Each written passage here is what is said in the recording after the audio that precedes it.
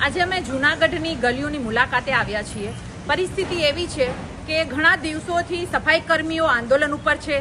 એની માંગણી પણ વ્યાજબી છે, પણ ભાજપ શાસિત મહાનગરપાલિકા એમની માંગણીઓ પૂરી નથી કરી રહ્યું અને જૂનાગઢની આ દુર્દશા છે। ઓમ પણ જૂનાગઢ સ્વચ્છતાને લઈને પાછળ જ હતું, પણ સફાઈ કર્મીઓની જે માંગણી છે એ માંગણીઓને લઈને લોકો કામ પર નથી આવતા। અમે સંપૂર્ણ રીતે સફાઈ કર્મીઓના સમર્થનમાં છીએ। અમારી લાગણી એમની સાથે છે અને અમે મહાનગરપાલિકાને કહીએ છીએ કે આ સફાઈ કર્મીઓની માંગણી જે છે કે ભાઈ અમને પણ પેન્શન મળવું જોઈએ।